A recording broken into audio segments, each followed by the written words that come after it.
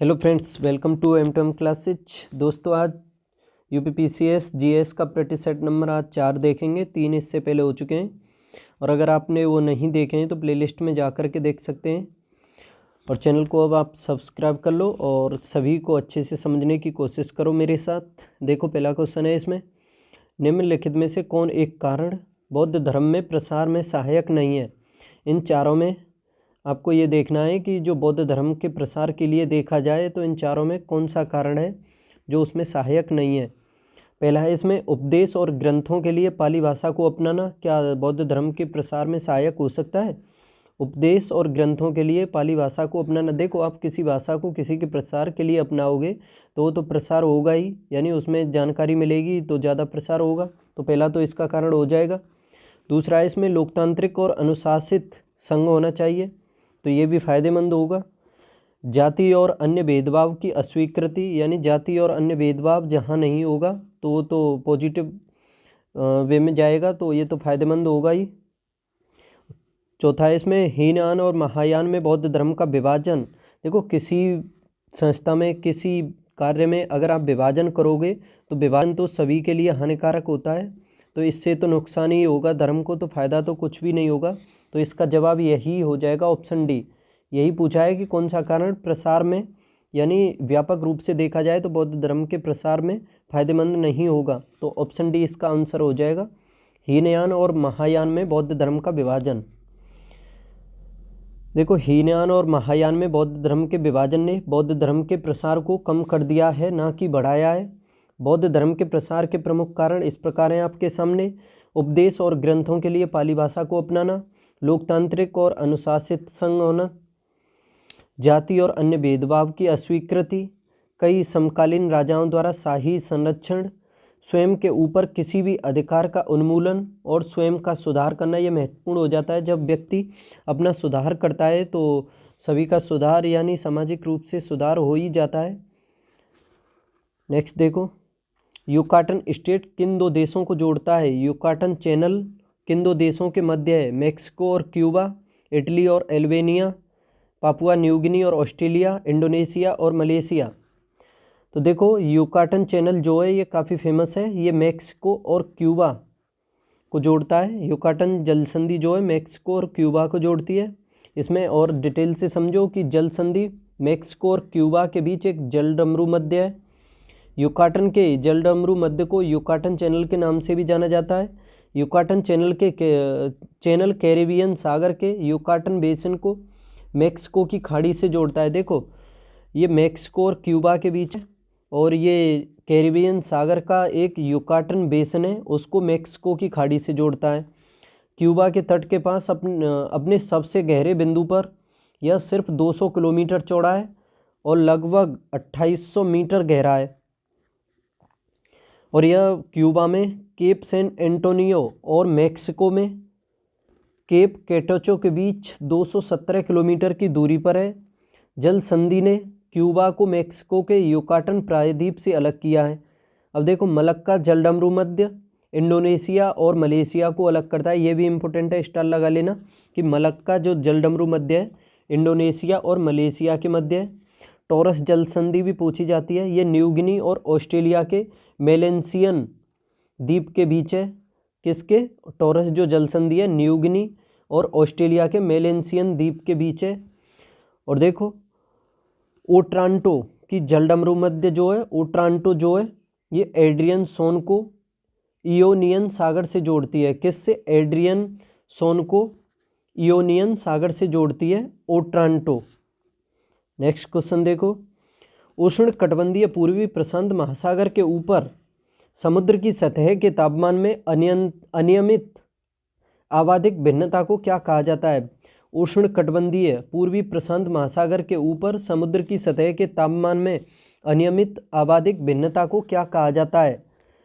Humboldt current, El Niño, canary current, Agulhas. देखो, आपने नाम सुने होंगे, अल्नीनो, नानीनो नाम सुने, अल्नीनो और लालीनो ये दोनों वर्ड सुने होंगे। तो ये प्रशांत महासागर से ही संबंधित हैं, यानी प्रशांत महासागर के क्षेत्र में पूर्व में और पश्चिम में जब टेम्परेचर में अनियमित समय के लिए जो वृद्धि और कमी होती है उसी से संबंधित है। देखो अल नीनो जो होता है ये देखा जाए तो काफ़ी चरम मौसमी घटनाएं हैं। ये दोनों ही वैसे देखा जाए तो मौसमी घटनाएं होती हैं और काफ़ी एक दूसरे के ये विपरीत होती हैं। समझ सकते हो कि जैसे एल नीनो जो होता है ये वातावरण के लिए, यानी ऐसे कहा जाए कि जैसे समुद्री पारिस्थितिकी तंत्र जो होता है उस पर एल नीनो का विपरीत प्रभाव पड़ता है। और उसके बाद फिर जैसे मछलियाँ, प्लैंकटन और भी समुद्री जीव जंतु होते हैं वो सभी मरने लगते हैं। तो समझ सकते हो ये भारत के लिए भी काफ़ी हानिकारक होता है एल नीनो जो होता है। और ठीक इसके विपरीत होता है ला नीनो जो फायदेमंद होता है, जो पारिस्थितिकी तंत्र के लिए लाभदायक भी होता है। और देखो एल नीनो के प्रभाव से देखा जाए तो पूर्वी प्रशांत महासागर क्षेत्र में अतिवृष्टि यानी अधिक वर्षा होती है, जिससे पश्चिमी प्रशांत महासागरीय क्षेत्र में सूखे की स्थिति उत्पन्न हो जाती है। देखो पूर्वी क्षेत्र में प्रशांत महासागर के में एल नीनो की वजह से तो अधिक वर्षा होती है, लेकिन जो पश्चिमी क्षेत्र होता है प्रशांत महासागर का उसमें सूखे की स्थिति उत्पन्न हो जाती है, जिस वजह से जैसे दक्षिण पूर्वी एशिया का जो क्षेत्र है जिसमें आप देख सकते हो इंडोनेशिया है, भारत है, बांग्लादेश है, इन सभी देशों पर, इन सभी क्षेत्रों पर सूखे का महत्वपूर्ण प्रभाव पड़ता है। यानी कह सकते हो इन क्षेत्रों के लिए हानिकारक होता है एल नीनो जो होता है। और देखो एल नीनो का अर्थ भी पूछा जा सकता है। बालक ईसा यानी क्यों कहते हैं इसे बालक ईसा क्यों कहते हैं? क्योंकि जो ये घटना होती है ना दिसंबर महीने के ही एंड से में ही होती है। और देखो 25 दिसंबर को आपको पता होगा क्रिसमस दिवस मनाया जाता है। क्यों मनाया जाता है? ईसा मसीह के दिवस पर। इसी वजह से इसको बालक ईसा की संज्ञा दी जाती है एल नीनो को। ठीक है, तो काफ़ी फेमस हो जाता है ये। इसमें इतना याद रख लेना कि जब एल नीनो आता है, एल नीनो की उत्पत्ति होती है तो इससे पूर्वी प्रशांत महासागर का तापमान बढ़ता है। और जब ला नीना आता है तो उससे पश्चिमी प्रशांत महासागर का तापमान बढ़ता है। ठीक है, और ये दोनों एक दूसरे के विपरीत होते हैं। यानी एल नीनो से तो आप समझ सकते हो चरम मौसमी, यानी ये मौसम के लिए यानी पारिस्थितिकी तंत्र के लिए हानिकारक होता है, जबकि जो ला नीना होता है वो अनुकूल होता है, यानी एल नीना के ठीक विपरीत होता है। तो इसमें इसका सही जवाब हो जाएगा ऑप्शन बी अल नीना। और देखो इसमें कि उष्ण कटिबंधीय पूर्वी प्रशांत महासागर के ऊपर हवाओं और समुद्र की सतह के तापमान में अनियमित आवधिक भिन्नता को एल नीनो के नाम से जाना जाता है। हम्बोल्ट करंट को पेरू धारा, यानी जो हम्बोल्ट की जलधारा है उसको पेरू की धारा भी कहा जाता है। और ये गर्म धारा है। देखो एक चीज़ बता दूं, गर्म और ठंडी छांटने के लिए आप कैसे आसानी से देख सकते हो कि कौन सी धारा गर्म होगी कौन सी ठंडी होगी। अगर कोई धारा, जैसे ये मान लो ये ग्लोब है और ये विषुवत रेखा है, अगर आपकी कोई जलधारा विषुवत रेखा से, और ये ध्रुव हैं ये दोनों साइड में, अगर कोई जलधारा विषुवत रेखा से ध्रुवों की तरफ जा रही है तो समझ लेना वो गर्म जलधारा होगी। अगर वो ध्रुवों से विषुवत रेखा की तरफ आएगी तो वो ठंडी जलधारा होगी, क्योंकि ध्रुवों पर ठंडी होती है, बर्फ़ पड़ती है तो ठंडा मौसम ही रहता है, यानी ठंडी लेकर के आएगी वो। और विषुवत रेखा पर टेम्परेचर अधिक होता है तो अपने साथ टेम्परेचर अधिक लेकर के जाएगी, जिस वजह से वो गर्म होगी। और ये इसी तरह से सर्किल बना करके इसी तरह से घूमती रहती हैं, समझ सकते हो तुम। ठीक है, तो अब इसके बारे में जानो। एक सेकेंड, ये देखो हम्बोल्ट की जो जलधारा है इसको पेरू के नाम से भी जानते हैं। और पेरू धारा भूमध्य रेखा की दिशा में बहने वाली एक पूर्वी सीमा है। और पेरू धारा का ठंडा कम लवणता वाला पेरू धारा एक ठंडा कम लवणता वाला सागर धारा है जो दक्षिणी अमेरिका के पश्चिमी तट पर प्रवाहित होती है। पेरू करंट का नाम प्रकृतिवादी अलेक्जेंडर वॉन हम्बोल्ट ने रखा था, इसी वजह से इसको हम हम्बोल्ट की जलधारा कहते हैं। 1840 में वॉन हम्बोल्ट ने अपनी पुस्तक कॉस्मोस में ठंडे पानी के प्रवाह की माप का वर्णन किया था। और यह दक्षिणी चिली से उत्तरी पेरू तक फैली हुई है। और यहाँ भूमध्य रेखीय मोर्चे के निर्माण के लिए ऊष्मा, शीत जल, गर्म उष्णकटिबंधीय जल को काटते हैं। अब देखो कैनरी की जो जलधारा है, यह जलधारा उत्तरी अटलांटिक चक्र में हवा की चलने वाली जलधारा है। और यह एक ठंडी है क्योंकि इसकी जो डायरेक्शन है ध्रुवों से विषुवत रेखा की तरफ है, इसी वजह से ये ठंडी जलधारा है जो कैनरी की जो जलधारा है। अब आगे देखो अगलोहास जलधारा, यह दक्षिण अफ्रीका के पूर्वी तट पर एक गर्म धारा है और पश्चिमी तट के साथ ठंडा बेंगुला धारा है। देखो अफ्रीका जो महाद्वीप है इसके पूर्वी तट पर तो बहती है अगलोहास की धारा, और इसके पश्चिमी तट पर बहती है वेनेजुएला की धारा।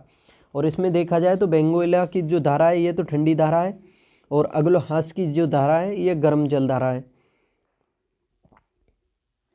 और देखो जैसे मान लो कि ये आपके सामने मैंने बना दिया, ये अफ्रीका होगा, ये यहाँ पे मेडागास्कर है, तो ये जो आ रही है ये तो आपकी ये अग्लोहास हो गई यहाँ पे, और एक इसी की दो शाखाओं में विभाजित हो जाती है। जैसे विषुवत दक्षिण विषुवतीय जो ये धारा आती है ना, ये दो भागों में विभाजित हो जाती है।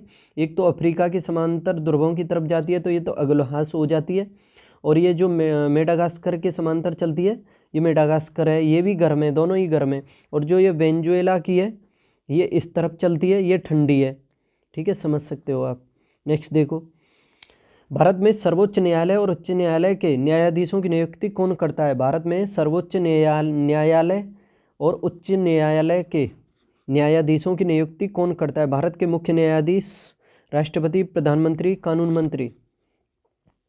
तो देखो दोनों की नियुक्ति करता है राष्ट्रपति, ऑप्शन बी सही हो जाएगा इसका। और देखो इसमें डिटेल से समझो कि राष्ट्रपति भारत में सर्वोच्च न्यायालय और उच्च न्यायालय के न्यायाधीशों की नियुक्ति करता है। प्रधानमंत्री की नियुक्ति भी राष्ट्रपति द्वारा की जाती है। और सर्वोच्च न्यायालय में अधिकतम संभावित संख्या 34 है, लेकिन एक और बढ़ गया है, शायद अब 35 हो गई है। ये तो बढ़ते कमती होते रहते हैं। नेक्स्ट देखो, किस नागरिकता अधिनियम में भारतीय नागरिकता के अधिग्रहण और समाप्ति के विषय में प्रावधानों का वर्णन किया गया है? किस नागरिकता अधिनियम में भारतीय नागरिकता के अधिग्रहण और समाप्ति के विषय में प्रावधानों का वर्णन किया गया है? नागरिकता संशोधन अधिनियम 2019, नागरिकता संशोधन अधिनियम 1986, नागरिकता संशोधन अधिनियम 1955 या नागरिकता संशोधन अधिनियम 2003। तो किसमें नागरिकता अधिनियम में भारतीय नागरिकता के अधिग्रहण और समाप्ति के विषय में प्रावधान किया गया है? तो देखो इसका सही जवाब हो जाएगा ऑप्शन सी 1955।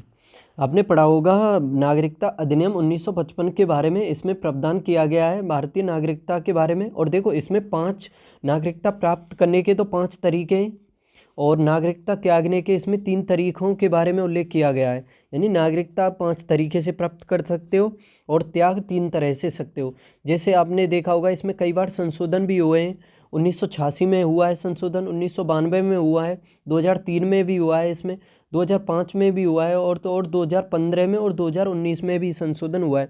ये जो संशोधन हुए हैं ना इसमें नागरिकता अधिनियम में 1955 में, यही कहलाते हैं CAA यानी सिटीजनशिप अमेंडमेंट एक्ट। यही CEA कहलाते हैं जो इसमें संशोधन हुए हैं नागरिकता अधिनियम 1955 में, याद रखना। और इसमें 5 प्रकार से तो नागरिकता ग्रहण कर सकते हो, 3 प्रकार से नागरिकता त्याग सकते हो। देखो इसके बारे में बताऊं, मैं आपको अच्छे से समझाता हूं कि जैसे एक तो है इसमें पहली नागरिकता ग्रहण करने का तरीका है आपका जन्म के आधार पर नागरिकता।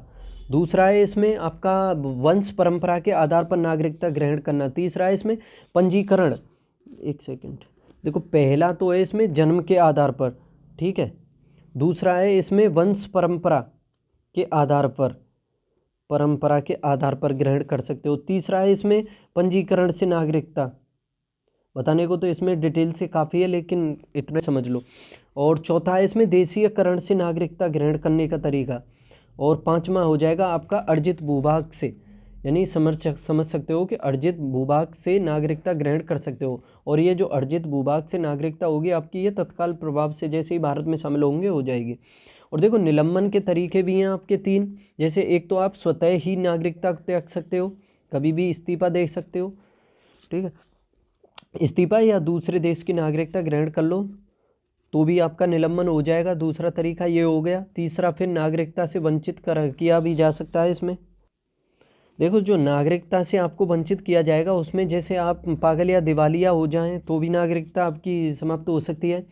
इसके अलावा गैरकानूनी तरीके से अगर आपने किसी तरह से नागरिकता ग्रहण की है तो भी आपको नागरिकता से वंचित किया जा सकता है।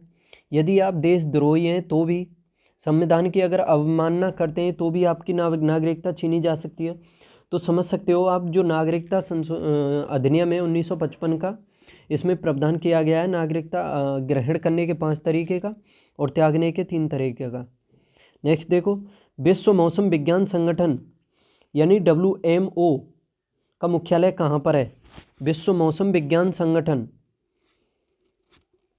और WTO, देखो WTO का भी जिनेवा में है, स्विट्जरलैंड का है। और WMO का भी जिनेवा में है। तो ये सही जवाब हो जाएगा ऑप्शन बी इसका, स्विट्जरलैंड में। देखो इसमें विश्व मौसम विज्ञान संगठन जिनेवा में है, अपने मुख्यालय के साथ एक अंतर सरकारी संगठन है ये, और संयुक्त राष्ट्र विकास समूह का सदस्य है। निम्न में से कौन सा मिशन जलवायु परिवर्तन पर राष्ट्रीय कार्य योजना का मिशन नहीं है?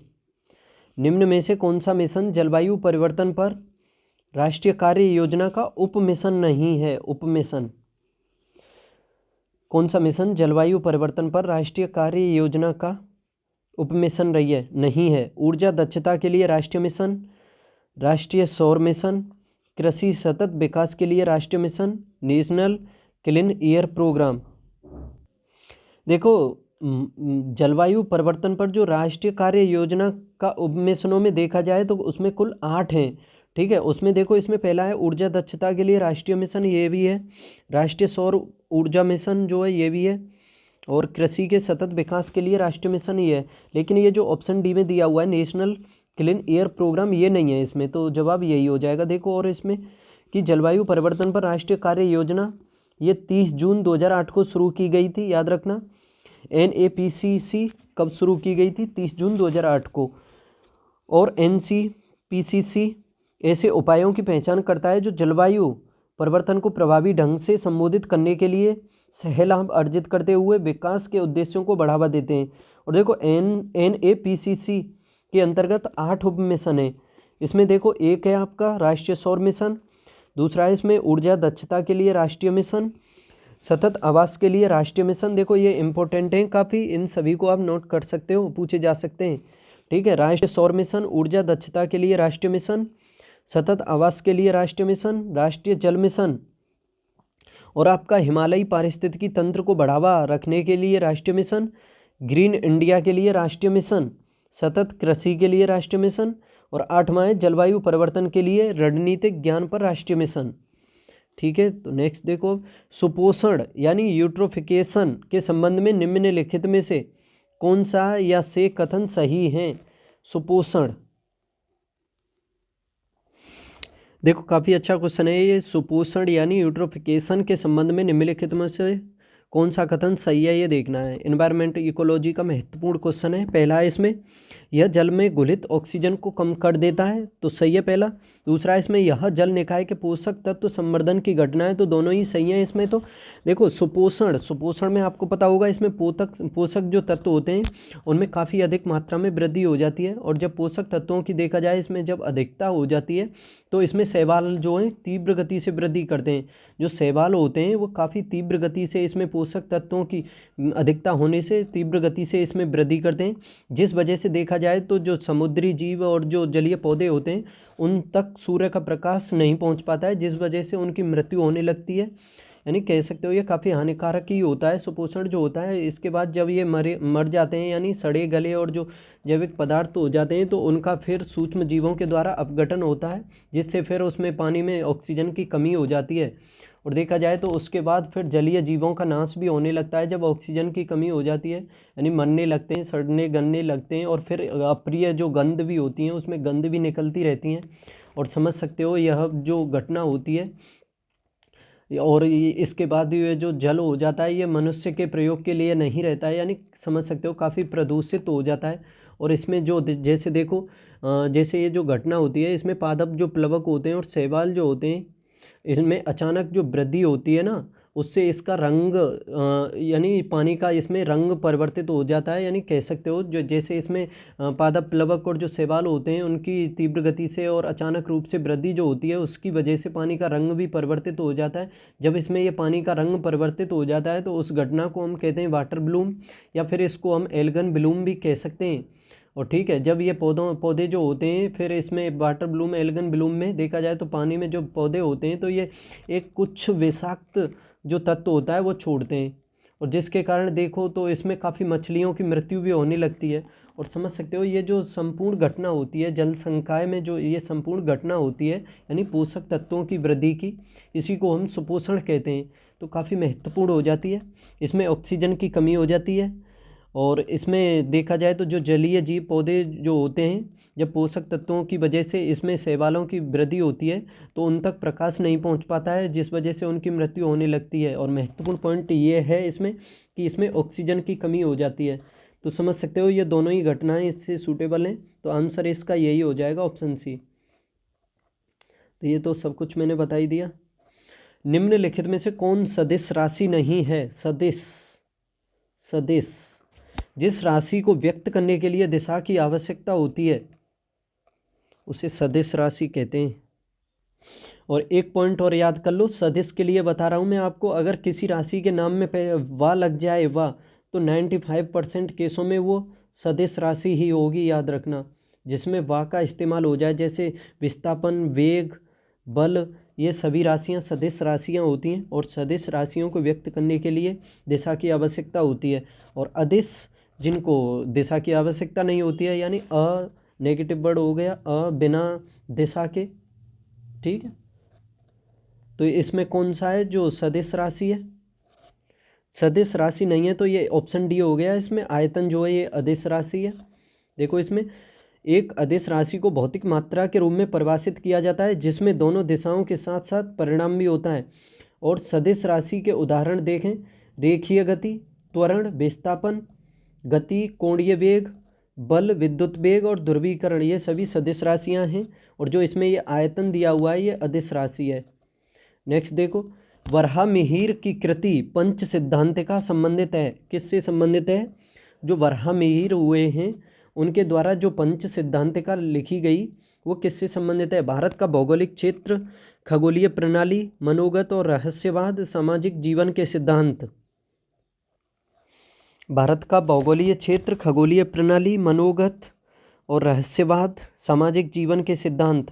तो ये जो पंच सिद्धांतिका जो कृति है किससे संबंधित है? तो देखो इसका सही जवाब होगा ऑप्शन बी, खगोलीय प्रणाली। वराहमिहिर का मुख्य कार्य पुस्तक है ये पंच सिद्धांतिका, यानी 5 खगोलीय सिद्धांत पर ग्रंथ है। तो देखो इसी में समझ लो 5 खगोलीय सिद्धांतों पर, और यह एक गणितीय खगोल विज्ञान पर एक ग्रंथ है, याद रखना।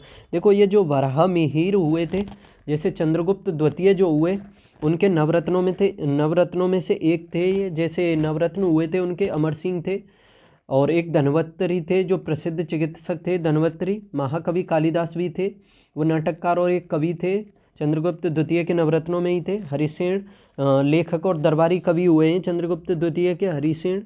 छपड़क एक प्रसिद्ध ज्योतिषी, शंकु वो एक स्थापत्य कार्य थे, और वराहमिहिर जो ये आपके सामने एक खगोल शास्त्री, जबकि वररुचि यह एक संस्कृत विद्वान, बेताल भट्ट एक जादूगर हुए इनके चंद्रगुप्त द्वितीय के।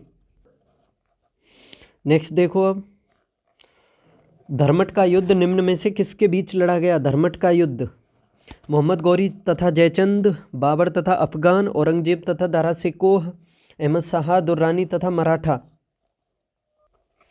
धर्मट का युद्ध काफ़ी फेमस युद्ध है। धर्मट का युद्ध पूछा जाता है। तो देखो ये लड़ा गया था किसके मध्य? औरंगजेब और दारा शिकोह के मध्य। औरंगजेब और दारा शिकोह के मध्य लड़ा गया था। ये तकरीबन 1757-58 में लड़ा गया था, याद रखना। 1657 में लड़ा गया था। देखो औरंगजेब, उसके शाहजहाँ के 4 बेटे थे, सभी को पता होगा। औरंगजेब सबसे बड़ा है, इसमें दारा शिकोह, औरंगजेब सबसे बड़ा दारा शिकोह हो गया। उसके बाद देखो शाहू शुजा एक था, मुराद बख्श और औरंगजेब, ये 4 बेटे थे शाहजहाँ के। जब 1757 में शाहजहाँ ने दारा शिकोह को अपना उत्तराधिकारी घोषित कर दिया था, ठीक है। उस टाइम औरंगजेब जो था ये सूबेदार था, कहाँ का? औरंगाबाद। औरंगजेब था सूबेदार उस टाइम, कहाँ का था? दक्कन का सूबेदार था, सॉरी, हाँ दक्कन का सूबेदार था औरंगजेब उस टाइम। और शाहू शुजा उसका जो बेटा था वो था बंगाल का सूबेदार, और मुराद बख्श गुजरात का था। और दारा शिकोह को शाहजहाँ ने उत्तराधिकारी घोषित कर दिया था, ठीक है। तो उसी के मध्य फिर ये औरंगजेब को अच्छा नहीं लगा था, तो फिर वो उत्तर भारत में गया था दक्षिण से, और फिर उसने इन तीनों भाइयों की हत्या की थी और फिर खुद शासक बना था, जिसमें इसने समझ सकते हो मुराद बख्श के साथ संयुक्त रूप से लड़ा था, ये धर्मत का युद्ध जो लड़ा था दारा शिकोह से। और फिर 1658 में भी इसमें इसने देखा जाए तो आगरे के किले में अपना राज्याभिषेक किया था। किसमें? 1658 में। देखो इसने 2 बार अपना राज्याभिषेक किया, औरंगजेब ने भी और शिवाजी ने भी किया था 2 बार। देखो 1658 में तो औरंगजेब ने पहले 1658 में अपना राज्याभिषेक आगरा के किले में किया था। उसके बाद इसने दिल्ली के किले में भी किया था जब दारा शिकोह को हरा दिया था और उसकी मृत्यु भी कर दी थी, तो उसके बाद इसने फिर दिल्ली के किले में अपना राज्याभिषेक किया था। ठीक है, तो काफ़ी फेमस हो जाते हैं ये। देखो इसमें कि धर्मट की लड़ाई औरंगजेब और दारा शिकोह के बीच हुई। दारा शिकोह को राजा जसवंत सिंह और औरंगजेब को राजकुमार मुराद का समर्थन मिला था। 1658 में औरंगजेब विजयी हुआ था। जब ये विजयी हो गया तो इसने अपना राज्याभिषेक किया था आगरा के किले में। फिर आगे चल के फिर इसने उससे दारा शिकोह से युद्ध लड़ा था। 1659 में इसने खंजवा का युद्ध भी लड़ा था। शाह शुजा जो इसका भाई था उसको हरा दिया था इसने और उसकी मृत्यु भी कर दी थी। और 1659 में ही इसने देवराय का युद्ध लड़ा था दारा शिकोह से, वो काफ़ी फेमस हो जाता है। और उसमें इसने दारा शिकोह की किस युद्ध में? देवराय के युद्ध में पराजित किया था दारा शिकोह को और उसी में मृत्यु भी हत्या भी कर दी थी उसकी। और फिर दिल्ली में अपना वो किया था, क्या बोलते हैं, राज्याभिषेक। नेक्स्ट देखो, टॉलमी एक ग्रीक लेखक ने दक्कन में कई महत्वपूर्ण बंदरगाहों का उल्लेख किया है। उनमें से पश्चिमी दक्कन में सातवाहनों का सबसे बड़ा बंदरगाह था। टॉलमी जो हुए हैं इन्होंने, ये एक ग्रीक लेखक हैं, दक्कन में कई महत्वपूर्ण बंदरगाहों का उल्लेख किया है। उनमें से पश्चिम दक्कन में सातवाहनों का सबसे बड़ा बंदरगाह कौन सा था?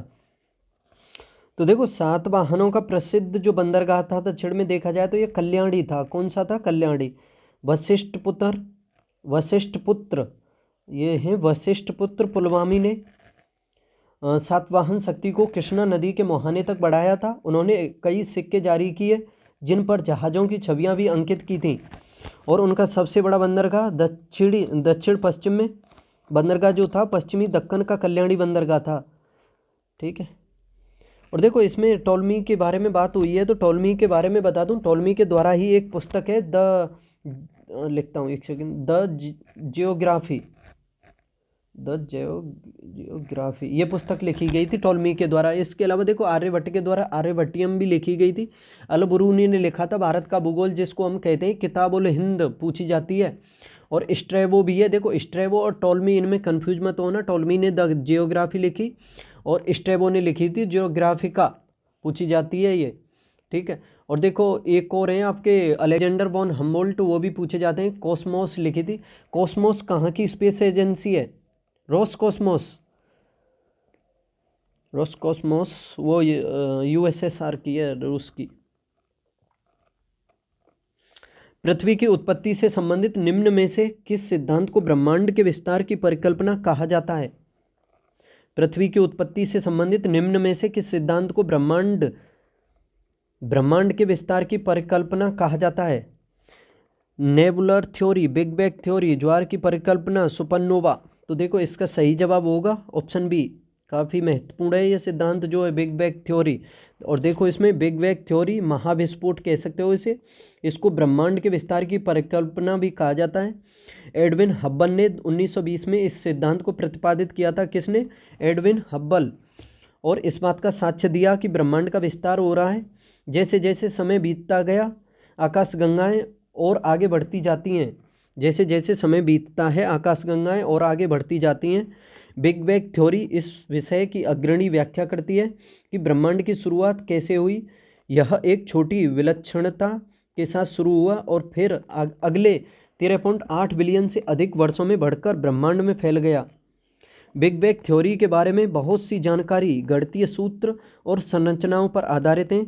खगोलविद विस्तार की प्रतिध्वनि को एक घटना के माध्यम से देख सकते हैं जिसे कॉस्मिक माइक्रोवेव बैकग्राउंड कहा जाता है। याद रखना, जो खगोलविद विस्तार की जो प्रतिध्वनि है इसको हम एक घटना के माध्यम से देख सकते हैं जिसे कॉस्मिक माइक्रोवेव बैकग्राउंड कहा जाता है। नेक्स्ट देखो, 2011 की जनगणना के अनुसार भारत का कौन सा जिला सबसे अधिक आबादी वाला है? 2011 की जनगणना के अनुसार सबसे अधिक आबादी वाला जिला तो देखो इसका सही जवाब होगा ठाणे, जो महाराष्ट्र में पड़ता है ना, वो सबसे अधिक जनसंख्या वाला जिला है। राज्यों में तो उत्तर प्रदेश है सबसे अधिक, और सबसे कम जनसंख्या वाला सिक्किम है। 2011 की जनगणना के अनुसार महाराष्ट्र का ठाणे जिला भारत का सबसे अधिक जनसंख्या वाला जिला है। 1.1 करोड़ की आबादी के साथ ठाणे भारत का सबसे अधिक आबादी वाला जिला है। कितनी है? 1.1 करोड़। और पश्चिम बंगाल के उत्तर 24 परगना 1.08 करोड़ की आबादी के साथ भारत का दूसरा सबसे अधिक जनसंख्या वाला जिला है, उत्तर 24 परगना। नेक्स्ट देखो, पश्चिम बंगाल के किस अनुच्छेद के अंतर्गत न्यायालयों द्वारा संसद की कार्यवाहियों की जांच करना प्रतिबंधित किया गया है? संविधान के किस अनुच्छेद के अंतर्गत न्यायालयों द्वारा संसद की कार्यवाहियों की जांच करना प्रतिबंधित किया गया है? आर्टिकल 121, 122, 139, 126। तो देखो इसका सही जवाब होगा 122। आर्टिकल 122 में न्यायालयों द्वारा संसद की कार्यवाहियों की जांच किए जाने का प्रावधान किया गया है। 121 उच्चतम न्यायालय या किसी उच्च न्यायालय के किसी न्यायाधीश के अपने कर्तव्यों के निर्वहन में किए गए आचरण के विषय में संसद में चर्चा करने पर निर्बंधन लगाता है। अनुच्छेद 126 के बारे में कार्यकारी मुख्य न्यायाधीश नियुक्ति से संबंधित है। कार्यकारी नियुक्ति से संबंधित न्यायाधीश की से संबंधित है आर्टिकल 126। अप्रत्यक्ष कर को एक प्रतिगामी कर क्यों कहा जाता है? महत्वपूर्ण क्वेश्चन है, याद रखना। अप्रत्यक्ष कर जो होता है इसको प्रतिगामी कर क्यों कहा जाता है? देखो काफ़ी अच्छा क्वेश्चन है ये आपके सामने जो है, अप्रत्यक्ष कर को प्रतिगामी कर क्यों कहा जाता है। तो देखो इसमें पहला है कि क्योंकि प्रत्येक वर्ष अप्रत्यक्ष कर आधार घट रहा है और छोटा हो रहा है, क्या ये कारण हो सकता है? दूसरा इसमें क्योंकि यह आयकर प्रगतिशील जो व्यक्ति की आय पर आधारित होता है से इतर सभी पर समान रूप से लागू होता है। तीसरा है इसमें क्योंकि यह आमतौर पर केवल उन व्यवसायों पर लागू होता है जिनके पास राज्य में भौतिक उपस्थिति होती है। चौथा है इसमें क्योंकि प्रत्येक वर्ष अप्रत्यक्ष कर आधार बढ़ रहा है और बड़ा हो रहा है। तो देखो इसके बारे में बताऊं, जो ये अप्रत्यक्ष कर होता है ये जो आयकर यानी प्रगतिशील जो व्यक्ति होते हैं उनकी आय पर देखा जाए तो अगर उनकी आय बढ़ती है तो उस हिसाब से बढ़ता नहीं है, चाहे कम हो या ज़्यादा हो, ये सभी पर समान रूप से लगता है। तो इसी वजह से इसको प्रतिगामी कर कहते हैं हम। तो इसका आंसर हो जाएगा ऑप्शन बी। ठीक है, देखो और आपके सामने इसमें डिटेल से देखते हैं कि अप्रत्यक्ष करों में देखो तो जैसे बिक्री कर होता है, उत्पाद शुल्क होता है, सीमा शुल्क होता है, इन सभी को हम इसी में शामिल करते हैं। जीएसटी भी इसी में होता है। ठीक है, और देखो इसमें यानी उपभोक्ता समूह की आय तथा राजकोषीय स्थिति पर विचार किए बिना जो उत्पाद या सेवा का उपभोग करना है, इसलिए गरीब और अमीर समान रूप से इससे प्रभावित होते हैं और इसलिए इसे प्रतिगामी कर कहते हैं। ठीक है, और देखो प्रत्यक्ष कर में भी हम शामिल करते हैं, जैसे कॉरपोरेट टैक्स होता है और आपका इनकम टैक्स होता है, ये प्रत्यक्ष कर होते हैं। आगे देखो बोर्डेटेला पर्टुसिस एक जीवाणु है जो खाली जगह का कारण होता है। बोर्डेटेला पर्टुसिस एक जीवाणु है जो किस बीमारी का कारण होता है? तो देखो इसका सही जवाब होगा काली खांसी। काली खांसी जो है बोर्डेटेला जीवाणु की वजह से ही होती है और यह हवा से फैलने वाली बीमारी है जो खांसी और संक्रमित व्यक्ति की छींक के माध्यम से आसानी से फैलती है। इससे एक बार संक्रमित होने पर व्यक्ति 3 सप्ताह तक कफ जैसे लक्षणों से प्रभावित हो सकता है। नेक्स्ट देखो, एक उपकरण जो विद्युत प्रवाह को बनाने के लिए उपयोग किया जाता है उसे खाली जगह में क्या कहते हैं? जिसका उपयोग विद्युत प्रवाह को बनाने के लिए उपयोग किया जाता है। Generator, galvanometer, motor, ammeter. तो देखो इसका सही जवाब क्या होगा? जनरेटर। विद्युत धारा का उत्पादन विद्युत जनरेटर के द्वारा किया जाता है। विद्युत जनरेटर एक ऐसा उपकरण है जो बाहरी ऊर्जा से प्राप्त यांत्रिक ऊर्जा को विद्युत ऊर्जा में परिवर्तित करता है। किसको? विद्युत यांत्रिक ऊर्जा को विद्युत ऊर्जा में।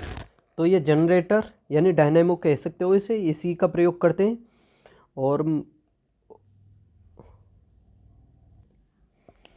और देखो अब आगे, अत्यधिक वर्कआउट करने के दौरान कौन सा एसिड बनता है? अत्यधिक वर्कआउट करने के दौरान कौन सा एसिड बनता है शरीर में? कार्बोक्सिलिक एसिड या लैक्टिक एसिड या ऑक्सैलिक एसिड या फार्मिक एसिड? तो देखो, जब आप ज़्यादा एक्सरसाइज करोगे तो लैक्टिक एसिड बनेगा आपके शरीर में। व्यायाम के दौरान शरीर एनारोबिक चयापचय में टैग करता है और यह शरीर में संग्रहित शर्करा की आपूर्ति का उपयोग करता है, जिसे ग्लाइकोजन के रूप में जाना जाता है। ऑक्सीजन की आवश्यकता के बिना और इस प्रक्रिया के उत्पोत्पाद में से एक लैक्टिक एसिड है। लैक्टिक एसिड का उत्पादन औद्योगिक रूप से कार्बोहाइड्रेट के जीवाणु किण्वन या एसिटाल्डिहाइड से रासायनिक संश्लेषण द्वारा किया जाता है। स्वीडिश रसायन CW स्कील ने 1780 में खट्टे दूध से लैक्टिक एसिड को अलग करने का काम किया था। तो समझ सकते हो, स्वीडिश रसायनज्ञ ये CW स्कील, इन्होंने सबसे पहले 1780 में लैक्टिक अम्ल की पहचान की थी और यह दूध में मौजूद होता है, इसलिए इसे मिल्क एसिड भी कहा जाता है। मिल्क एसिड किसको? लैक्टिक अम्ल को। सेब में मैलिक अम्ल होता है, चींटी के डंक में फार्मिक अम्ल होता है, और खट्टे पदार्थों में कौन सा अम्ल होता है? साइट्रिक अम्ल होता है, और सिरका में एसिटिक अम्ल होता है। नेक्स्ट देखो, मौर्य काल में संस्थान और संचारी शब्द से संबंधित थे। मौर्य काल में संचारी और संस्थान शब्द से कौन कौन संबंधित थे? तो देखो, ये जासूसी सेवा से संबंधित थे। ये जो शब्द हैं संचारी और संस्थान जो है जासूसी सेवा से। देखो, संस्थान और संस्थान और संचारी शब्द जासूसी सेवा से संबंधित थे।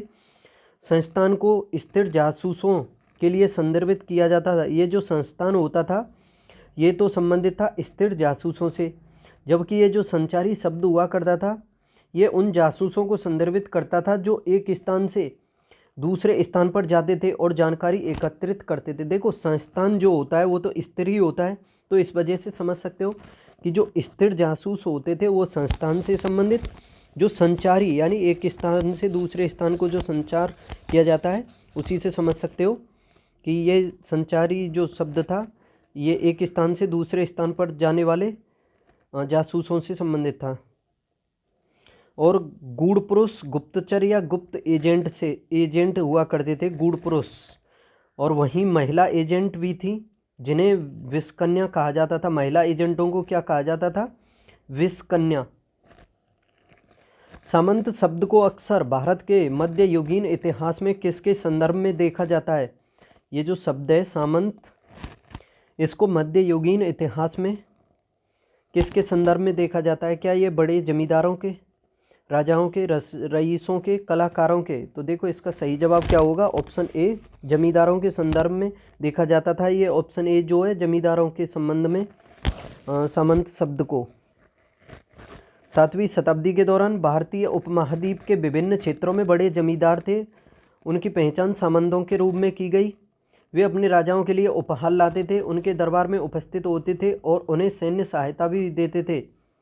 आमतौर पर सामंत इन शहरों में या उनके पास एक गढ़ वाले महल का निर्माण करते थे। उन्होंने व्यापारियों, कारीगरों और व्यापारिक वस्तुओं पर कर लगाया और कभी कभी इन करों को स्थानीय मंदिरों को, जो स्वयं सामंतों द्वारा या अमीरों व्यापारियों द्वारा बनाए गए थे।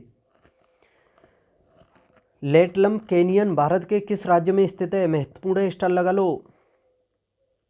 लेटलम कैनियन भारत के किस राज्य में स्थित है? लेटलम। तो देखो, सबसे अधिक वर्षा वाला स्थान मासिनराम मेघालय में पड़ता है। तो ये जो लेटलम कैनियन है भारत के मेघालय में ही स्थित है। लेटलम का शाब्दिक अर्थ है दुनिया का अंत। लेटलम का शाब्दिक अर्थ क्या है? दुनिया का अंत। और यह खासी जो पहाड़ियाँ हैं उसके पूरब में स्थित है। गंगानी ग्रैंड कैनियन पश्चिम बंगाल में स्थित है। गंगानी कहाँ है?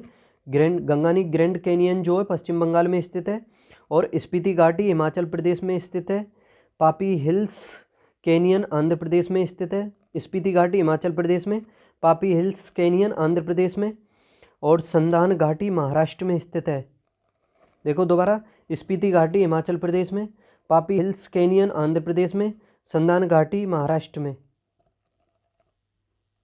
निम्नलिखित में से किस भारतीय राज्य में त्रिशूल पर्वत शिखर स्थित है? त्रिशूल पर्वत शिखर किस राज्य में स्थित है? तो देखो ये है स्थित कहाँ? उत्तराखंड में। इसका सही जवाब हो जाएगा जो त्रिशूल शिखर है, ये भगवान शिव के त्रिशूल के नाम पर त्रिशूल उत्तराखंड के बागेश्वर जिले के पास पश्चिमी कुमाऊं की 3 भव्य चोटियों का समूह है। मुख्य चोटी त्रिशूल जो 7122 मीटर से अधिक ऊंची है, जिसमें 1907 में चढ़ाई की गई थी। त्रिशूल जो सेकंड है और थर्ड है, इसमें पहली बार 1960 में यूगोस्लोवाकिया की जो टीम है बिडलगवार ग्लेशियर से चढ़ाई की थी इसने। तो त्रिशूल पर्वत कहाँ है? उत्तराखंड में।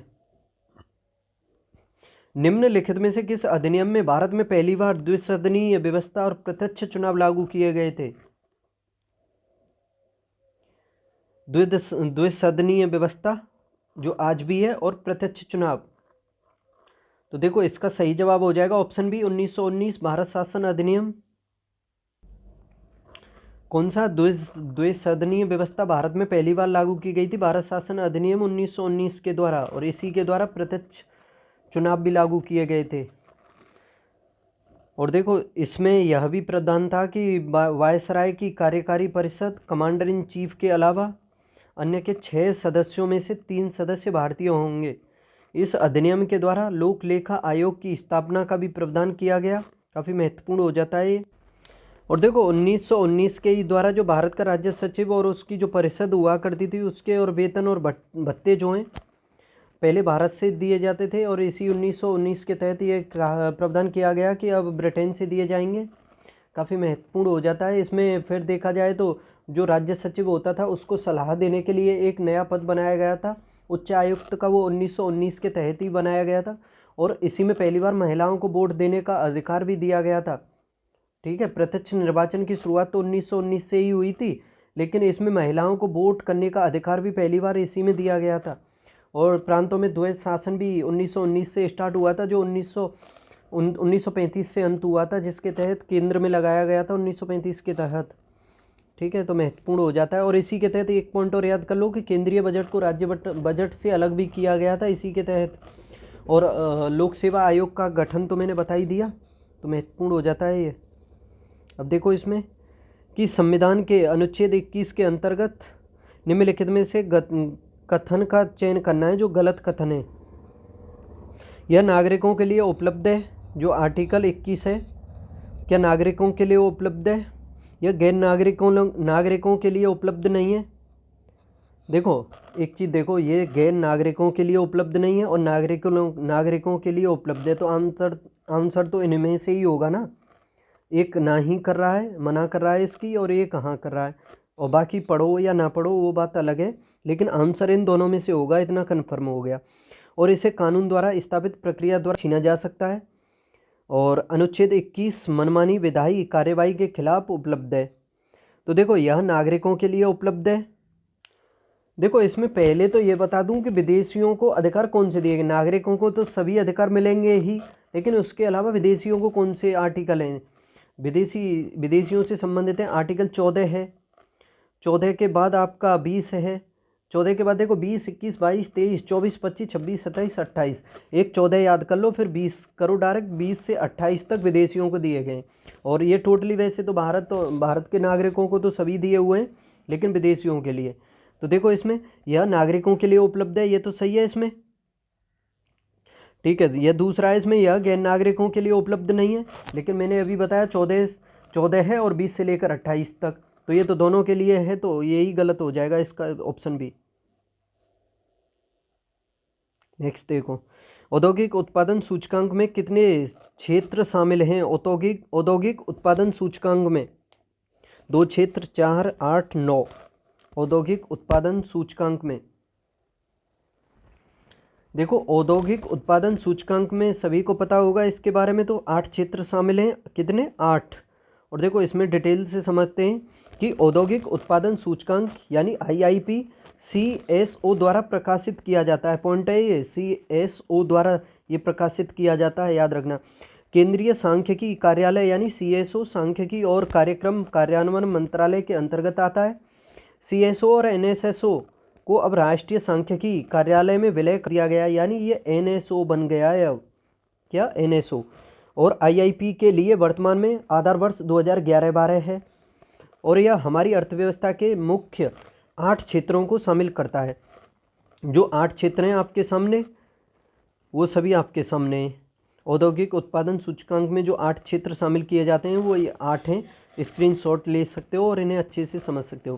पहला है इसमें सीमेंट, दूसरा कोयला है, तीसरा कच्चा तेल है, चौथा है इसमें बिजली और पांचवा उर्वरक, छठा इसमें प्राकृतिक गैस, सातवां रिफाइनरी उत्पाद और आठवां स्टील।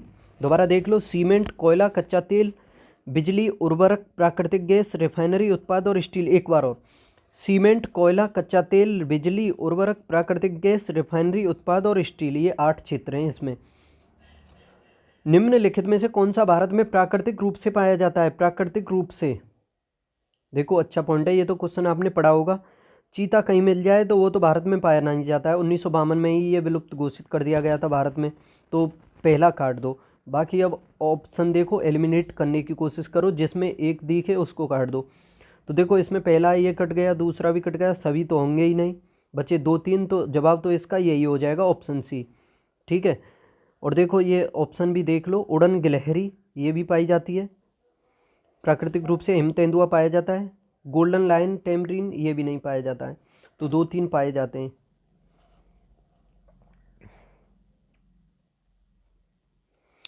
निम्नलिखित में से कौन स्वस्थानी जैव विविधता संरक्षण का उदाहरण नहीं है? स्वस्थानी जैव विविधता संरक्षण का उदाहरण नहीं है। संरक्षित जैवमंडल, प्राणी उद्यान, राष्ट्रीय उद्यान, अभयारण्य। इसमें ये देखो, ये जो स्वस्थानी जैव विविधता संरक्षण है ना, ये जनजातियों के लिए समझ सकते हो प्राकृतिक आवास होते हैं ये संरक्षण के लिए। तो देखो इसमें जैव संरक्षण क्षेत्र, जैवमंडल जो है इसको शामिल करते हैं, राष्ट्रीय उद्यान, अभयारण्य। लेकिन ये जो प्राणी उद्यान है इसमें इसको शामिल नहीं करते हैं। तो अब इसमें डिटेल से समझो कि स्वस्थानी जैव विविधता संरक्षण के अंतर्गत पौधों और जानवरों की विभिन्न प्रजातियों के संरक्षित प्राकृतिक आवास हैं। संरक्षित जैवमंडल, राष्ट्रीय उद्यान और अभयारण्य की स्थापना, स्वस्थानी संरक्षण के कुछ उदाहरण आपके सामने हैं। इस प्रकार के जैवमंडल, एक सेकंड, चलो इसे रहने दो, आगे देखो। मनुष्य के शरीर के किस अंग में लिम्फोसाइट का निर्माण होता है? लिम्फोसाइट का निर्माण किस अंग में होता है मनुष्य के में? यकृत, अस्थिमज्जा, तिल्ली, अग्नाशय। देखो क्वेश्चन अच्छे हैं आपके, यूजफुल लग रहे हैं आपको एग्जाम से संबंधित, तो चैनल को सब्सक्राइब करना तो आपका फर्ज बनता है। तो मैं तो कहूँगा आपसे चैनल को सब्सक्राइब कर लो। मनुष्य के शरीर के किस अंग में लिम्फोसाइट का निर्माण होता है? तो देखो लिम्फोसाइट का निर्माण होता है कहाँ पर? अस्थिमज्जा में, ऑप्शन भी सही हो जाएगा। लिम्फोसाइट श्वेत रक्त कर्णिकाओं का एक प्रकार है। ये मानव शरीर की मुख्य प्रतिरक्षा कोशिका होती है। इसका निर्माण अस्थिमज्जा में होता है। लिम्फोसाइट्स लिम्फ ऊतक और रक्त में पाए जाते हैं। लिम्फोसाइट्स मुख्य रूप से 2 प्रकार के होते हैं, एक होता है बी लिम्फोसाइट और एक होता है टी लिम्फोसाइट। देखो लिम्फोसाइट श्वेत रक्त कणिकाओं का एक प्रकार होता है। ये मानव शरीर की मुख्य प्रतिरक्षा कोशिकाएं होती हैं। इनका निर्माण अस्थिमज्जा में होता है। लिम्फोसाइट लिम्फ ऊतक और रक्त में पाए जाते हैं। कहाँ पाए जाते हैं लिम्फोसाइट? लिम्फ ऊतक और रक्त में। लिम्फोसाइट्स मुख्य रूप से 2 प्रकार के होते हैं, एक होता है बी लिम्फोसाइट, एक होता है टी लिम्फोसाइट। निम्नलिखित में से शुंग वंश यानी साम्राज्य के संस्थापक कौन थे? शुंग वंश के पुष्यमित्र शुंग, ऑप्शन डी। देखो इसमें शुंग वंश साम्राज्य की स्थापना पुष्यमित्र शुंग ने की थी। यह राजवंश का प्रथम और सबसे महान शासक था। उसे यूनानियों यानी मेनेंडर और डेमेट्रियस के आक्रमण का मुकाबला करना पड़ा। विदर्भ पर विजय प्राप्त करने ब्राह्मणवाद के अनुयायी और उपदेशक पतंजलि, संस्कृत व्याकरण के विद्वान थे पतंजलि, का संरक्षण करने और अश्वमेध, राजसूय यज्ञ और वाजपेय जैसे वैदिक कर्मकांड करने का श्रेय दिया जाता है। गुप्त साम्राज्य के दौरान प्रशासन के संदर्भ में उद्ग्रह क्या था? गुप्त साम्राज्य के दौरान उद्रंग का क्या अर्थ था? गुप्त साम्राज्य के दौरान, तो देखो ये सही जवाब होगा इसका भूमि राजस्व कर। ये उद्रंग जो होता था ये भूमि राजस्व कर होता था। गुप्त साम्राज्य के दौरान राज्य के भू राजस्व का वर्णन करने के लिए उद्रंग का उपयोग किया जाता था। भू राजस्व राज्य में आय का प्राथमिक स्रोत भी था और करों की गणना कुल उपज के 1/6 भाग के रूप में की जाती थी, जिसका भुगतान नगद या वस्तु के रूप में किया जाता था। निम्नलिखित में से कौन सा देश विश्व में बॉक्साइट का सबसे बड़ा उत्पादक है? तो देखो सबसे अधिक बॉक्साइट का उत्पादन करता है ऑस्ट्रेलिया। कौन? ऑप्शन बी सही हो जाएगा इसका। ऑस्ट्रेलिया सबसे अधिक उत्पादन करता है। केप यार्क प्रायद्वीप, न्यू साउथ वेल्स, पश्चिमी ऑस्ट्रेलिया मुख्य उत्पादक प्रांत हैं ऑस्ट्रेलिया के। निम्नलिखित में से कौन सी नदी समुद्र में गिरते समय डेल्टा का निर्माण करती है? नर्मदा नहीं करती है, ना नर्मदा करती है, ना इसमें माही करती है, ना ताप्ती करती है, ना भरतपुजा करती है, लेकिन ये गोदावरी जो है आपने पढ़ा होगा, गोदावरी कृष्णा का जो डेल्टा है ये बनाती है इसमें। चलो आगे देखो, भारत के निम्नलिखित राज्यों में से कौन सा बॉक्साइट का सबसे बड़ा उत्पादक है? बॉक्साइट का सबसे बड़ा उत्पादक राज्य कौन सा है भारत में? तो देखो ये है ओडिशा। कौन सा है? ओडिशा है। ओडिशा में अकेले संपूर्ण देश के 51% बॉक्साइट निक्षेप का भंडार है। इसके पश्चात ओडिशा 16%, गुजरात 9%, झारखंड 6%, महाराष्ट्र 5%, मध्य प्रदेश 4%, छत्तीसगढ़ 4% का स्थान आता है। ओडिशा एवं आंध्र प्रदेश के पूर्वी तट पर बॉक्साइट निक्षेप से समृद्ध क्षेत्र है। भारत के संविधान में निम्नलिखित में से किसी अवशिष्ट विषयों पर विधि बनाने का अधिकार दिया गया है? अवशिष्ट विषयों पर देखो अंग्रेजों के टाइम में तो जो अवशिष्ट शक्तियां दी गई थीं वो वायसराय को दी गई थीं, लेकिन अब जो वर्तमान में देखा जाए तो भारतीय संविधान में जो अवशिष्ट विषयों पर विधि बनाने का अधिकार जो दिया गया है वो संसद के पास है। किसके पास है? संसद के पास। आर्टिकल 248 अवशिष्ट विधायी शक्तियों के बारे में बताता है। यहाँ अवशिष्ट विधायी शक्ति से तात्पर्य ऐसे विषय पर विधि बनाने की शक्ति से है जिनका उल्लेख 7वीं अनुसूची की किसी सूची के तहत नहीं किया गया हो। यानी कोई विषय जिसका उल्लेख 7वीं अनुसूची में जो विषय हैं, जैसे संघ, राज्य और समवर्ती सूची, उसमें उल्लेख नहीं है, उस विषय पर अगर आपको कोई विधि बनानी है तो उसका अधिकार दिया गया है किसको? संसद को। और भारत में अवशिष्ट शक्तियां बनाने का अधिकार संसद को है।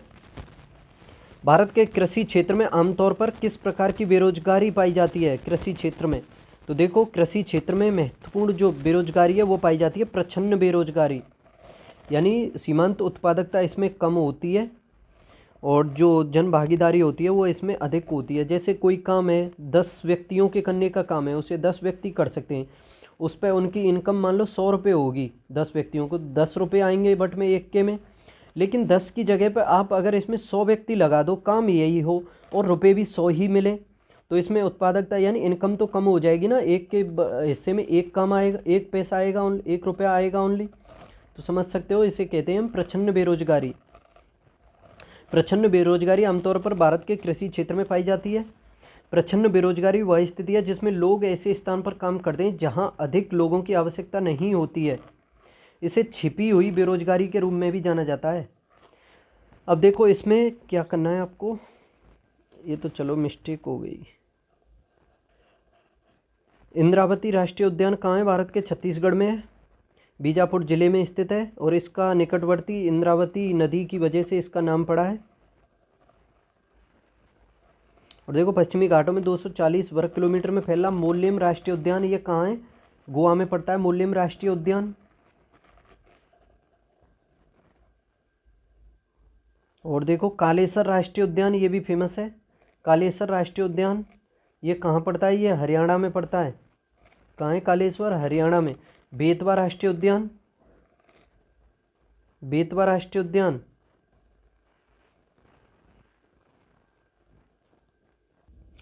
नहीं, इसे सही करो, बेतवा नहीं होगा, ये बेतला होगा। बेतला, अच्छा सॉरी, आगे दिया हुआ है इसमें बेतला। बेतला यानी पलामू राष्ट्रीय उद्यान, ये झारखंड में है। कहाँ है? झारखंड में, झारखंड, ठीक है, झारखंड में है बेतला राष्ट्रीय उद्यान, इसे पलामू राष्ट्रीय उद्यान भी कहते हैं। अब इसमें देखो अपथ्रस्ट की एसआई इकाई क्या है? अपथ्रस्ट की एसआई इकाई। तो देखो इसकी अपतृष्ठ की एसआई इकाई क्या है, न्यूटन। देखो जब कोई कठोर वस्तु किसी तरल पदार्थ में यानी पूरी तरह या आंशिक रूप से डूबी होती है तो वस्तु पर ऊपर की ओर एक बल होता है जो वस्तु द्वारा विस्थापित द्रव के भार के बराबर होता है। यानी अपतृष्ठ कुछ और नहीं बल्कि ये उत्प्लावक बल होता है।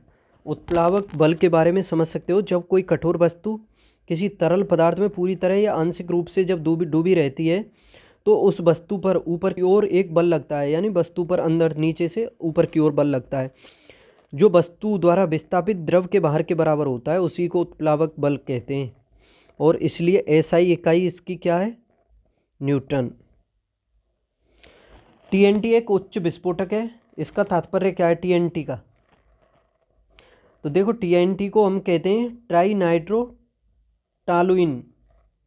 Option C TNT trinitrotoluene, इसकी फुल फॉर्म पूछी जा सकती है तो कर लेना इसे, ट्राई नाइट्रो टालुइन। नेक्स्ट देखो,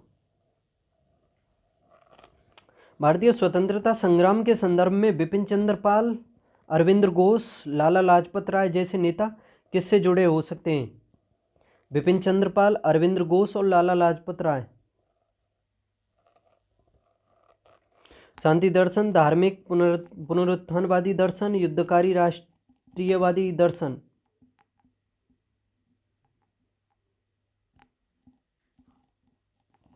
तो देखो ये तो उग्रवादी संगठन से संबंधित है, तो ये तो युद्धकारी राष्ट्रीयवादी दर्शन से संबंधित होंगे, युद्धकारी से।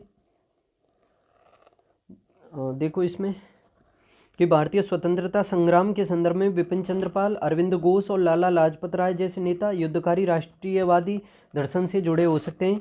वे अंग्रेजों के खिलाफ सशस्त्र संघर्ष और हिंसक आंदोलन में विश्वास करते थे। इस दर्शन के अन्य प्रमुख नेताओं में विष्णु शास्त्री चिपलूनकर, राजनारायण बोस और अश्विनी कुमार दत्त शामिल थे। वे राष्ट्रवाद के दूसरे चरण 1905 से 1918 से आगे बढ़ गए और अंग्रेजों के खिलाफ संघर्ष किया था। शेरशाह सूरी के संदर्भ में निम्नलिखित में से कौन सा कथन सत्य है। शेरशाह सूरी सूरवंश से संबंधित था, सही है बिल्कुल, इसकी स्थापना की थी इसने। और शेरशाह ने ग्रैंड ट्रंक रोड का निर्माण किया था, तो इसका ये दोनों ही सही हो जाएंगे, ऑप्शन सी।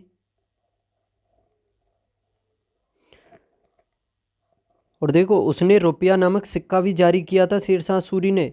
अफगान शेरगाह ने 1538 में मुगल शासक साम्राज्य पर अधिकार कर लिया था। 1545 में उसकी अकस्मात मृत्यु हो गई थी। उसके बाद उसका पुत्र इस्लाम शाह उत्तराधिकारी बना था। टुंड्रा निम्नलिखित में से किसकी विशेषता है। टुंड्रा जो है बहुत कम वर्षा, बहुत ज़्यादा सर्दी, मृदा में कई पोषक तत्व दुर्लभ होते हैं, भूमि पर निम्न वनस्पति। तो देख पा रहे होंगे आप, ये सभी विशेषताएं टुंड्रा की हैं, क्योंकि देखो टुंड्रा जो क्षेत्र हैं उसमें वर्षा कम होती है, ज़्यादा सर्दी भी पड़ती है, बहुत ज़्यादा बर्फीला एरिया होता है, मृदा में कई पोषक तत्व दुर्बल होते हैं। पोषक तत्वों की यानी होते तो हैं लेकिन अंदर होते हैं, उनका उत्सर्जन करना बहुत कठिन होता है। और भूमि पर निम्न वनस्पति भी होती है, क्योंकि जहाँ पर प्रकाश कम पहुँचेगा तो वहाँ तो वनस्पति ऑटोमेटिक ही कम होगी। जहाँ टेम्परेचर अधिक होगा, सूर्य का प्रकाश पहुँचेगा, वनस्पति का विकास वहीं तो अधिक होगा और ज़्यादा वर्षा होगी। जैसे भूमध्य रेखा के आसपास देखा होगा अपने, उष्णकटिबंधीय जो क्षेत्र होते हैं, सदाबहार जो क्षेत्र होते हैं, उनमें वनस्पतियां सबसे अधिक पाई जाती हैं और जैव विविधता भी अधिक पाई जाती है। तो इसका ये टुंड्रा प्रदेश से संबंधित ये सभी वनस्पतियाँ, ये इसकी सभी विशेषताएँ, तो ऑप्शन डी हो जाएगा इसका सही जवाब।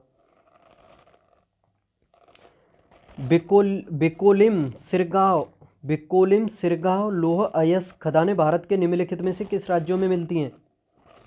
बिकोलिम सिरगांव लौह अयस्क खदानें, तो देखो ये भारत के गोवा राज्य में है। भारत विश्व में लौह अयस्क के सबसे बड़े उत्पादकों में से एक है। भारत की खदानों को विभिन्न क्षेत्रों में वितरित किया गया है। भारत के अधिकांश अयस्क भंडार झारखंड, छत्तीसगढ़ और उड़ीसा राज्यों में है। प्रमुख रूप से लोहे अयस्क का उत्पादन कहाँ से होता है, झारखंड, छत्तीसगढ़ और उड़ीसा से। छत्तीसगढ़ अरिंडोगी, रावघाट, बेलाडीला, देखो ये बेलाडीला की जो खान है ये पूछी जाती है, ये छत्तीसगढ़ में है। लोअर अयस्क से संबंधित है। इसके अलावा डल्ली, राजवाड़ा, दुर्ग ये भी है। और देखो उड़ीसा की क्योजर पूछी जाती है। मयूरभंज इम्पोर्टेंट है। दिरिंगबुरी भी ये भी इम्पोर्टेंट है। कर्नाटक में बाबा बुदान की पहाड़ी से। होसपेट, चित्रदुर्ग भी पूछी जाती है।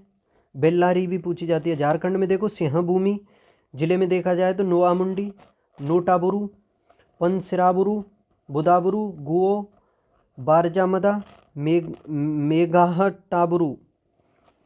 और देखो आंध्र प्रदेश में अनंतपुर, कुरनूल, आदिलाबाद ये सभी हैं। इसके अलावा गोवा में देखो तो बिचोलिम, सिरगांव, गोवा में एक वो है बंदरगाह याद रखना, मापुसा। महाराष्ट्र में चंद्रपुर जिले में पिपलागून, असोल, लोहार ये सभी हैं। संविधान में निम्नलिखित में से कौन सा अनुच्छेद धन विधेयक को परिभाषित करता है? तो देखो धन विधेयक से संबंधित है आर्टिकल 110।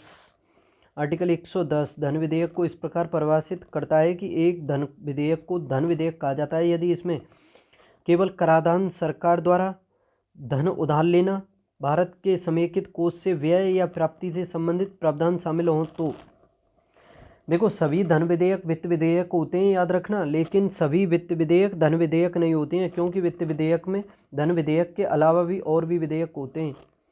तो समझ सकते हो सभी धन विधेयक वित्त विधेयक होते हैं, लेकिन सभी वित्त विधेयक धन विधेयक नहीं होते हैं।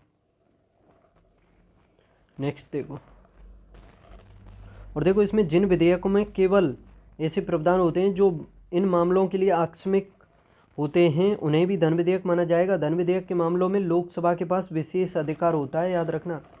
और देखो धन विधेयक, संविधान संशोधन विधेयक, इन पर संयुक्त बैठक नहीं की जा सकती है याद रखना, वित्त विधेयक पर की जा सकती है। निम्नलिखित कथनों पर विचार करें। जलोढ़ पंख नदियों के निक्षेपण कार्य जो मोटी सामग्रियों द्वारा बनाई जाती हैं। जलोढ़ पंख नदियों के निक्षेपण कार्य जो मोटी सामग्रियों द्वारा बनाई जाती हैं। दूसरा है इसमें डेल्टा का निर्माण नदी के अपरदन कार्य द्वारा होता है जिसमें महीन, सिल्ट और तलछट शामिल होते हैं। जलोढ़ पंख जो हैं नदियों के निक्षेपण कार्य हैं जो मोटी सामग्रियों द्वारा बनाई जाती हैं क्या। और दूसरा है इसमें डेल्टा का निर्माण नदी के अपरदन कार्य द्वारा होता है जिसमें महीन, सिल्ट और तलछट शामिल होते हैं। देखना है इसमें कौन सा सही है। तो देखो इसमें पहला सही है कि जलोढ़ पंख तब बनते हैं जब उच्च स्तर से बहने वाली धाराएं निम्न ढाल की मैदानी ढालों पर विभाजित हो जाती हैं। सामान्यतः पहाड़ी ढलानों पर बहने वाली धाराओं द्वारा बहुत सी भारी सामग्री लाई जाती है। तो पहला तो सही है। दूसरे में देखो जलोढ़ पंख के विपरीत जो मोटे पदार्थों, मोटी चट्टानों, मलबों से बने होते हैं। डेल्टा का निर्माण करने वाले जमाव बहुत स्पष्ट विभाजन के साथ क्रमबद्ध होते हैं। डेल्टा महीन, सिल्ट और तलछट द्वारा बनते हैं। मोटे पदार्थ पहले नीचे बैठते हैं और सिल्ट और मिट्टी जैसे महीन अंशों को नदियों द्वारा समुद्र में ले जाते हैं। तो दूसरा इसमें गलत है। अब क्या करना है, इसमें मिलान करना है। खुला बाजार परिचालन और बिक्री, रेपो दर, रिवर्स रेपो दर, बैंक दर, ये देखना है। देखो रेपो रेट कौन सी है, आरबीआई के द्वारा लगाई जाती है। वाणिज्यिक बैंक जब आरबीआई से उधार लेते हैं तो उस पर रेपो रेट लगाई जाती है, ठीक है, कम समय के लिए। अगर अधिक समय के लिए लेंगे तो उस पर बैंक रेट लगाई जाएगी। और रिवर्स रेपो रेट जिस पर जो राशि आरबीआई में जमा करते हैं वाणिज्यिक बैंक, उस पर आरबीआई उनको रिवर्स रेपो रेट देता है। तो देखो इसमें देखो सबसे पहले रेपो रेट कौन सी होगी, वह दर जिस पर केंद्रीय बैंक वाणिज्यिक बैंकों को ऋण देते हैं। तो इसका दूसरे का तो 2 हो जाएगा। नहीं, एक सेकंड, ऑप्शन के हिसाब से देखो इसमें यही नहीं होगा, ओनली केंद्रीय बैंक वाणिज्यिक बैंकों को देते हैं। अगर इसमें होता शॉर्ट टर्म के लिए तो हो जाता है ये, लेकिन एक चीज़ समझो, ये तो हो जाएगा बैंक रेट, बैंक दर हो जाएगा, ठीक है। तो डी का तो हो जाएगा इसमें 2, डी का 2 हो जाएगा, ठीक है। कौन सा हो जाएगा, डी का 2 हो जाएगा इसमें। लेकिन रेपो दर देखो ये देते हैं, मानता हूँ मैं, राशि देते हैं वाणिज्यिक बैंकों को, लेकिन उसके बदले में कुछ प्रतिभूतियाँ भी अपने पास रखते हैं। जैसे जो केंद्रीय बैंक होते हैं जब प्रतिभूतियों को खरीदते हैं उसके बदले में उन्हें वाणिज्यिक बैंकों को कुछ राशि देते हैं, तो उसी को कहते हैं रेपो रेट। तो इसका बी का हो जाएगा 2, बी का 2 हो जाएगा, वो 3 हो जाएगा, बी का 3। और रिवर्स रेपो रेट जिसमें केंद्रीय बैंक एक अनुबंध के साथ प्रतिभूति को बेचते हैं, यानी प्रतिभूति को बेचते हैं, तो बेचेंगे तो उसके माध्यम से केंद्रीय बैंक के पास धन यानी पैसे यानी धन लिक्विडिटी आती है और वाणिज्यिक बैंकों के पास कमी हो जाती है और इससे तरलता भी घटती है। तो समझ सकते हो रिवर्स रेपो रेट का हो जाएगा 4 और बैंक रेट का 2 हो गया और एक खुला बाजार परिचालन। देखो खुला बाजार परिचालन और बिक्री जो होता है सरकार द्वारा खुले बाजार में जारी किए गए बॉन्ड की खरीद और बिक्री, यानी जो खुला बाजार परिचालन जो होता है सरकार द्वारा खुले बाजार में जारी किए गए बॉन्ड की खरीद और बिक्री होता है। तो ए का तो 1 हो जाएगा, ए का 1 हो जाएगा, बी का 3 हो जाएगा। पहले ये देखो ऑप्शन में ए का 1 बी का 3, ए का 1 बी का 3, तो ऑप्शन सी हो जाएगा इसका सही जवाब। नेक्स्ट देखो निम्नलिखित में से किस जीव में कीटनाशकों की सर्वाधिक मात्रा जमा होती है? किस जीव में कीटनाशकों की सर्वाधिक मात्रा जमा होती है? किस जीव में कीटनाशक की सर्वाधिक मात्रा जमा होती है? तो देखो ये बाज में। कैसे समझोगे इसे कि जैसे देखो इसमें डिटेल पहले ये समझो कि जैसा कि हम एक खाद्य श्रृंखला को आगे बढ़ते देखते हैं, जैसे आवर्धन में प्रदूषकों की एकाग्रता में वृद्धि होती है। कुछ कीटनाशकों को जो हम प्रयोग करते हैं वे खाद्य फसल में मिल जाते हैं। चूहा बहुत सारी फसलों को खाता है और अधिक कीटनाशक सेवन करता है। कई चूहों को खाने वाला सांप है कीटनाशक, सांप जो है कीटनाशक के और भी अधिक मात्रा में जमा हो जाता है। जैसे देखो चूहा जो है वो तो फसल, जैसे कुछ कीटनाशकों को हम प्रयोग रसायनों के रूप में फसलों में करते हैं और उन फसलों को खाता है चूहा, तो वो कीटनाशक चूहे में चले जाते हैं। फिर चूहों को खाता है सांप, तो फिर उससे ज़्यादा और कीटनाशक सांप में चले जाते हैं और सांप को एंड में खाता है बाज, तो सबसे अधिक जो कीटनाशक हैं वो बाज में जमा हो जाते हैं। तो समझ सकते हो सबसे अधिक कीटनाशक किस में मिलेंगे? इसमें बाज में। निम्नलिखित में से किस क्षेत्र में lion tailed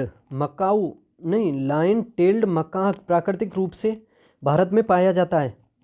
lion tailed macaque प्राकृतिक रूप से भारत में पाया जाता है। कहाँ पाया जाता है? पश्चिमी घाट, अंडमान निकोबार। तो देखो ऑप्शन आपके सामने ही आ गया, पश्चिमी घाट में पाया जाता है सबसे अधिक। लायन टेल्ड मकाक प्राकृतिक रूप से भारत में पश्चिमी घाट में पाया जाता है। नाइट्रोजन स्थिरीकरण के लिए निम्नलिखित में से कौन जिम्मेदार है? विषाणु, जीवाणु, पौधे की जड़ें, पौधे का पत्ता। नाइट्रोजन स्थिरीकरण के लिए महत्वपूर्ण क्वेश्चन है, याद रखना। तो देखो इसके लिए सही जवाब क्या हो जाएगा? इसके लिए सही जवाब है जीवाणु, ऑप्शन बी जीवाणु। नाइट्रोजन स्थिरीकरण एक ऐसी प्रक्रिया है जिसके द्वारा हवा में आणविक नाइट्रोजन को अमोनिया NH3 या मिट्टी में संबंधित नाइट्रोजन यौगिक में परिवर्तित किया जाता है, जो कार्य बैक्टीरिया द्वारा किया जाता है। ये जीवाणु फलीदार पौधों की जड़ों में रहते हैं। पौधे के जीवाणु मिट्टी से नाइट्रोजन लेते हैं और अमोनिया का उत्पादन करते हैं। अन्य जीवाणु अमोनिया को अमोनियम नाइट्रेट में बदल देते हैं, जिसे हरे पौधों द्वारा अवशोषित किया जाता है। किस वैदिक कालखंड को चित्रित धूसर पात्र के नाम से जाना जाता है? इसका जवाब तो देख लो, आज का लास्ट क्वेश्चन है ये। किस वैदिक कालखंड को चित्रित धूसर पात्र के नाम से जाना जाता है? वैदिक कालखंड जिसको चित्रित धूसर पात्र के नाम से, तो देखो इसका सही जवाब है उत्तर वैदिक काल को। उत्तर वैदिक काल, एक हुआ ऋग्वैदिक काल वैदिक पीरियड में, एक उत्तर वैदिक काल। ऋग्वेद का टाइम पीरियड 1500 BC से लेकर 1000 BC तक और उत्तर वैदिक का टाइम पीरियड 1000 BC से 600 BC तक। ठीक है, इसी के अंतर्गत लोहे की खोज हुई और लोहे का प्रयोग भी हुआ। 600 BC में प्रयोग हुआ, 1000 में इसकी खोज हुई थी, याद रखना। और 3 जो वेद हैं उनकी उत्तर वैदिक काल में रचना हुई और जो पहला ऋग्वेद है उसकी ऋग्वैदिक काल में 1500 से लेकर के 1000 BC तक। ठीक है, तो आज की क्लास में इतने ही क्वेश्चन है आपके सामने। कल मिलते हैं फिर नेक्स्ट प्रैक्टिस सेट के साथ। पढ़ते रहो, तब तक चैनल को सब्सक्राइब कर लो। बाय।